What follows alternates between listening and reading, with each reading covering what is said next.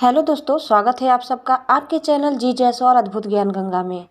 दोस्तों, आज की हमारी कहानी है गौतम बुद्ध ने क्यों कहा था कि हर इंसान की 4 पत्नियां होनी चाहिए। दोस्तों, आइए हम जानते हैं कि आखिर गौतम बुद्ध ने ऐसा क्यों कहा था। दोस्तों, गौतम बुद्ध दुनिया को अहिंसा, करुणा और संपूर्ण विश्वास को शांति का संदेश देने के लिए जाने जाते हैं। बुद्ध के दिन ज्ञान लोगों को जीवन की राह दिखाते हैं। भगवान बुद्ध ने पूरी दुनिया को करुणा और सहिष्णुता के मार्ग के लिए प्रेरित किया। गौतम बुद्ध का कहना था कि हर पुरुष की 4 पत्नियां होनी चाहिए। इसके पीछे एक दिलचस्प कहानी है। बुद्ध के दिन प्रारंभिक उद्देश्य वाले 32 आगम सूत्रों में से एक में से इस कहानी का जिक्र है। दोस्तों, आगे बढ़ने से पहले आप इस चैनल में नए हैं तो प्लीज़ इसे सब्सक्राइब कर लें। वीडियो को अंत तक देखिए। हमारा यह वीडियो आपको कैसा लगा कमेंट बॉक्स में ज़रूर बताइए। तो दोस्तों, आइए हम आगे चलते हैं। एक आदमी की 4 पत्नियां थी। प्राचीन भारत की सामाजिक व्यवस्था ऐसी थी जहां एक पुरुष कई पत्नियां रख सकता था।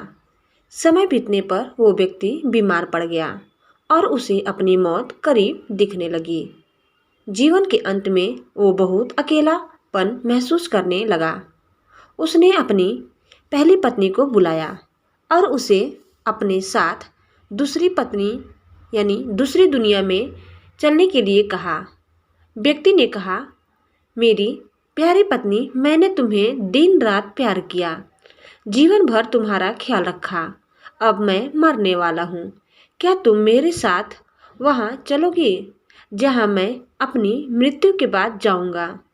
उसे उम्मीद थी कि उसकी पहली पत्नी का जवाब हाँ ही होगा, लेकिन उसने जवाब दिया, मेरे प्यारे पति, मुझे पता है कि आप हमेशा मुझसे प्यार करते थे और अब आपका अंत करीब है।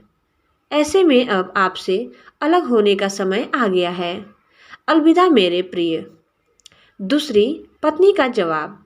इसके बाद बीमार पुरुष ने अपनी दूसरी पत्नी को बिस्तर के पास बुलाया और मौत के बाद के सफ़र पर साथ चलने की विनती की।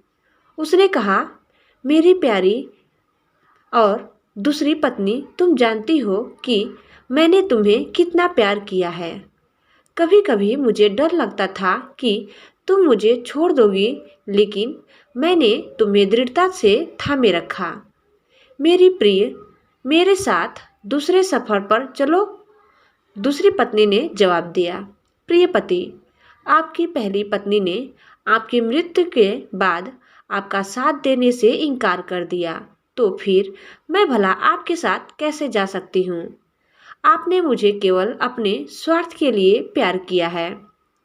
तीसरी पत्नी का जवाब। अब मृत्युशैया पर लेटे हुए पुरुष ने अपनी तीसरी पत्नी को बुलाया और उसे भी अपने साथ चलने को कहा।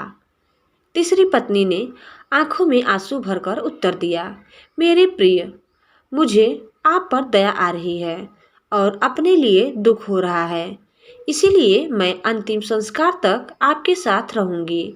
इस तरह तीसरी पत्नी ने भी उसके साथ चलने से इनकार कर दिया। अब बारी है चौथी पत्नी।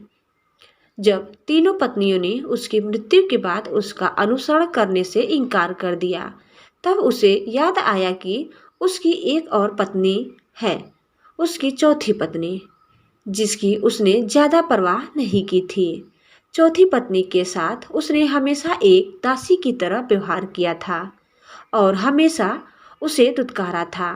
पुरुष ने सोचा कि अगर वह अब उससे अंतिम सफ़र पर साथ चलने को कहता है तो वो निश्चित रूप से मना कर देगी। हालांकि वो इतना ज़्यादा डरा हुआ था और अकेलापन महसूस कर रहा था कि उसने अपनी चौथी पत्नी से भी दूसरी दुनिया में साथ चलने की गुजारिश की और चौथी पत्नी ने अपने पति के अनुरोध को तुरंत स्वीकार कर लिया। अब चौथी पत्नी ने क्या जवाब दिया, आइए हम जानते हैं। पति के अनुरोध करने पर चौथी पत्नी ने कहा, मेरे प्यारे पति, मैं तुम्हारे साथ जाऊंगी, कुछ भी हो, मैं हमेशा आपके साथ रहने के लिए दृढ़ संकल्पित हूँ। मैं आपसे कभी अलग नहीं हो सकती। यह कहानी है एक आदमी और उसकी 4 पत्नियों की। इन 4 पत्नियों का क्या मतलब है, आइए जानते हैं गौतम बुद्ध के अनुसार। गौतम बुद्ध ने अपनी कहानी समाप्त करते हुए कहा, प्रत्येक पुरुष और महिला की 4 पत्नियां और पति होते हैं और हर एक का खास मतलब होता है। पहली पत्नी या साथी हमारा शरीर होता है, जिसे हम दिन रात प्यार करते हैं। सुबह के समय हम अपना चेहरा धोते हैं, कपड़े और जूते पहनते हैं। हम अपने शरीर को भोजन देते हैं। हम पहली पत्नी की तरह अपने शरीर का ख्याल रखते हैं। लेकिन दुर्भाग्य से जीवन के अंत में शरीर यानी पहली पत्नी हमें अगली दुनिया में नहीं ले जा सकती है। शव का अंतिम संस्कार किया जाता है। बुद्ध ने कहा, जब अंतिम संस्कार यानी अंतिम सांस हमारे शरीर को छोड़ती है तो चेहरे का रंग बदल जाता है और हम अपने उज्जवल जीवन को खोने लगते हैं। हमारे प्रियजन इकट्ठा होकर विलाप कर सकते हैं, लेकिन इसका कोई फायदा नहीं होता है।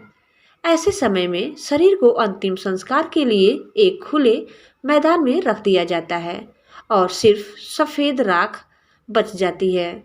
यह हमारे जीवन यानी हमारे शरीर का गंतव्य है। दूसरी पत्नी हमारे भाग्य, भौतिक चीज़ों, धन संपत्ति, प्रसिद्धि, पद और नौकरी को दर्शाती है। हम इन सभी भौतिक चीज़ों से काफ़ी जुड़ाव महसूस करते हैं, जिसे पाने के लिए हमने कड़ी मेहनत की है।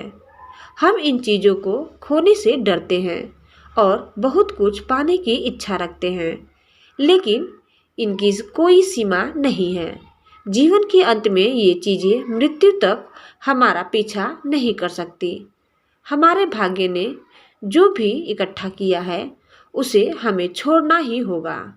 हम इस दुनिया में खाली हाथ आए हैं और मृत्यु के समय भी हमारे खाली हाथ होते हैं।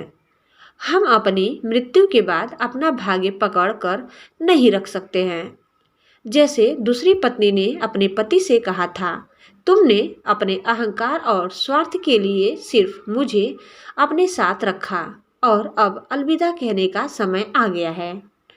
बुद्ध कहते हैं कि तीसरी पत्नी का अर्थ यहाँ हमारे नाते रिश्तेदारों से हैं। हम यहाँ हमारे माता पिता, बहन और भाई सभी रिश्तेदारों, दोस्तों और समाज की तरह हैं। वो आंखों में आंसू लिए हमारे साथ शमशान घाट तक ही आ सकते हैं। वो हमारे लिए दुखी और उदास रहते हैं, इसलिए हम अपने शरीर, भाग्य और समाज पर निर्भर नहीं रह सकते। हम अकेले आते हैं और अकेले ही इस दुनिया से जाते हैं। मृत्यु के बाद कोई हमारा साथ नहीं दे सकता। अब दोस्तों, चौथी पत्नी क्या जानती है यानी क्या बोलती है, आइए हम जानते हैं।